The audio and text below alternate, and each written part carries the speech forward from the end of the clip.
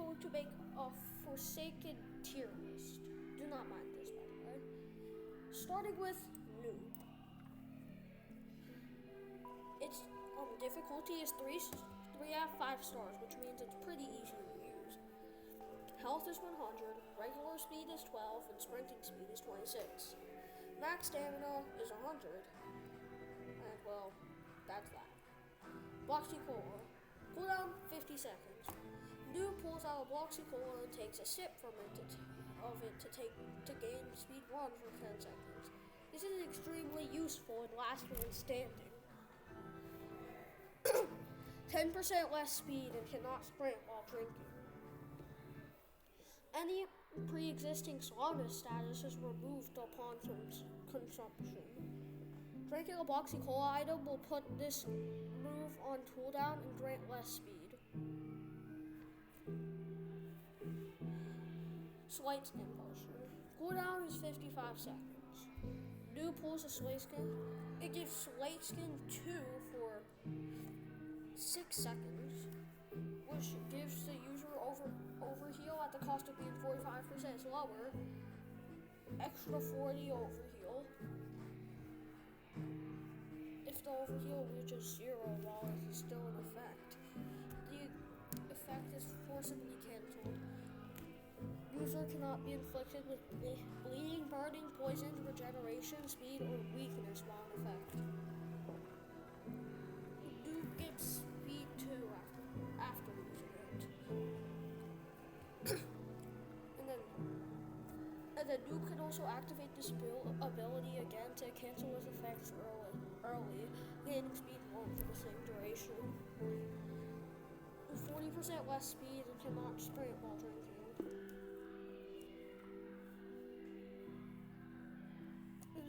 The Ghost Burger gives you undetectable 1 for an invisibility 4.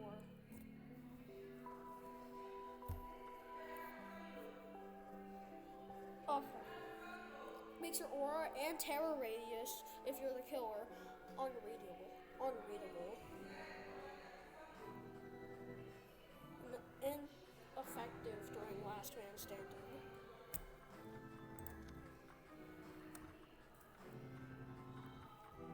Okay, with that all in mind,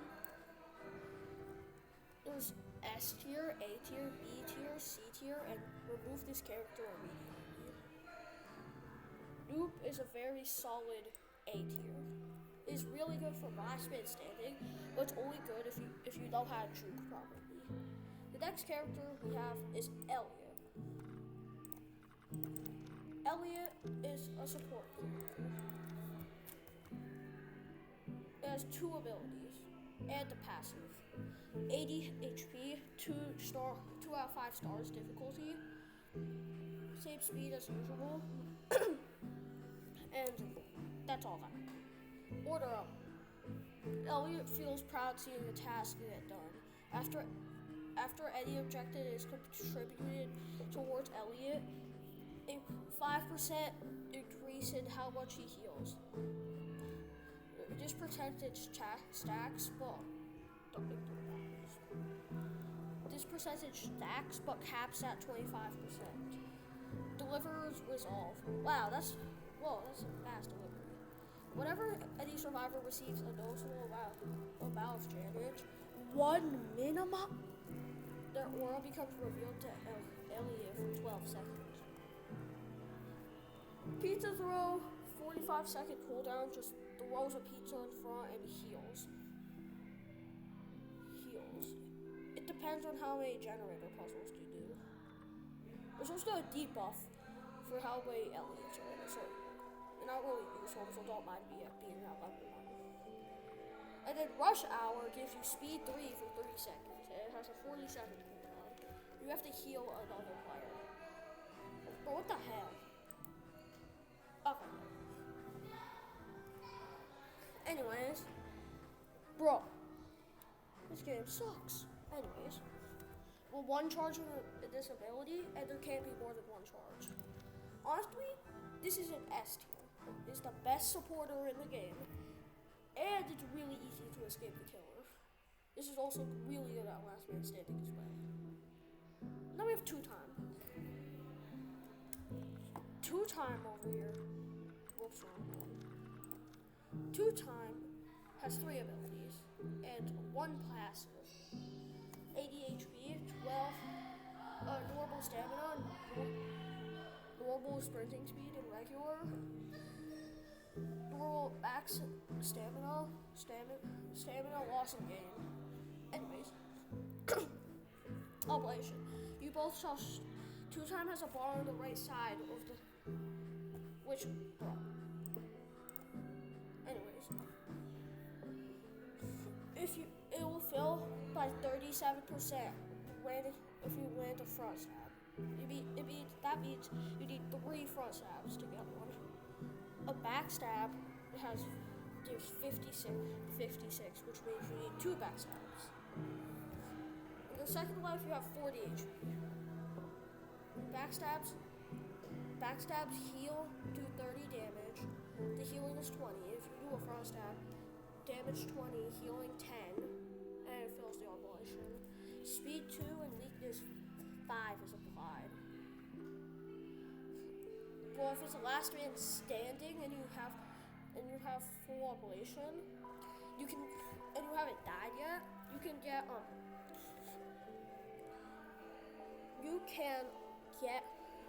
115 HP. Early the same amount as guessed.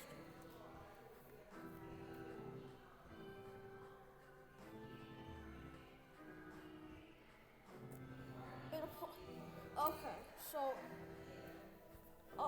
like I told you, a front stab does 20 damage, plus slowness 2 and helpless 1 to the killer for 1 second. Landing a stab to the back will instead do 20 damage. Wait, what? Okay.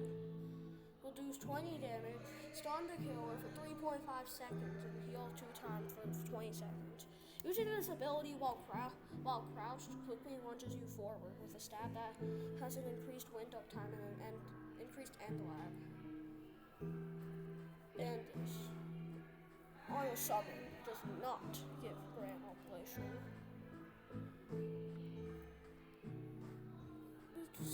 Stealthier, 45-second cooldown. This is 30 seconds. 2 times becomes stealthier, undetectable 1, and invisibility 3. Uncrouching manually will forcibly remove these statuses and do one of the following. You will get slowness 2 for up to 15 seconds, depending on how far 2 times is from the killer. If 2 times close to the killer, you get speed 2 for 1 second.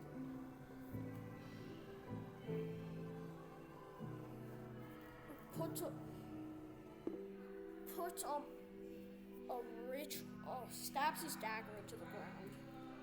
It can only be used once per round. Yeah, and you have to have full oblation to use it. With that kept in mind, 2-tap is probably one of the best Sentinels. One of the best Sentinels, if not the best. So, S tier. I think it's better than Elliot. 007 and 7. Honestly, don't get me wrong, but I think 007 and 7 is better than YouTube. This is not fun. What do you? Cooldown is 27 seconds. Taps into his exploits and creates a clone that lives for 10 seconds. Invisibility 4 and undetectable for 4 seconds.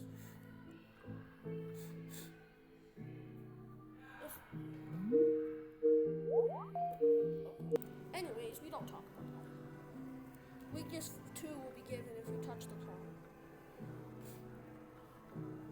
The clone by default will wander aimlessly, but can be changed by using the injectability.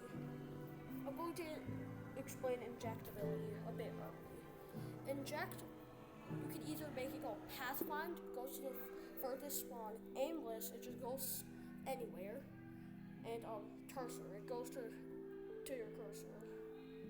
If it goes to your cursor, you can do shift walk and make it go in a straight line. So it's a bit more, has 50 seconds for cool GUI.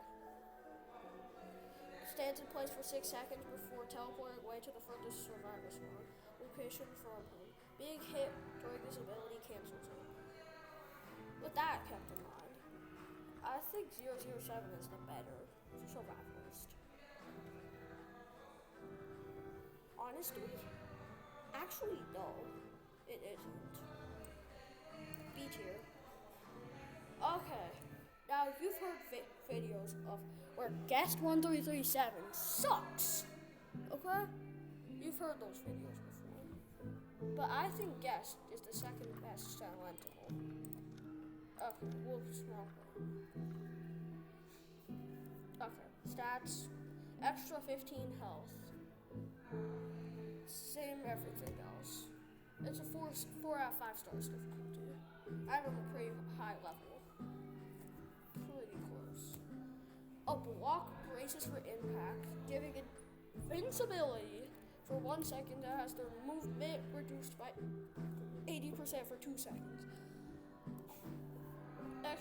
Upon blocking attack correctly, you get a punch. You get their resistance is removed, and the killer has their speed reduced by 30 seconds. You also get a speed 1 for 2 seconds. Charge! A punch stuns the killer for 2 seconds. It does 20 damage. If you do a parry punch, which is blocking and punching right after, you can do 35 damage and stuns for 3.5 seconds. Cooldown is 40 seconds for charge. Punch has like a 6-second cooldown. Guess dashes forward in a shoulder bash pose for 1.5 seconds. If guest collides with a killer during his charge, then the killer is knocked back and has their abilities locked for 25 seconds. Guest also becomes invincible for 1.25 seconds. He gets slowness that lasts for 3 times the guest distance from the killer, divided by 13. This game makes no sense, bro. Charge ends automatically if you crash into a wall. You cannot gain stamina while charging. With that kept in mind, I already explained punch, if you did not. I'm going to do build a bit, and I'm going to make a part 2, alright? Anyways, I think he's better than, I think he's behind Noob. Like, it's very big punishments if you missed. Like, mass infection can do 74 damage to you total if you hit with the sword as well. And you could also block it up close, but I highly recommend not to do that. A solid A tier, I think. Okay, I'm gonna speedrun Builder Man since I have 2 minutes to. Actually, I'll be back with y'all. See ya.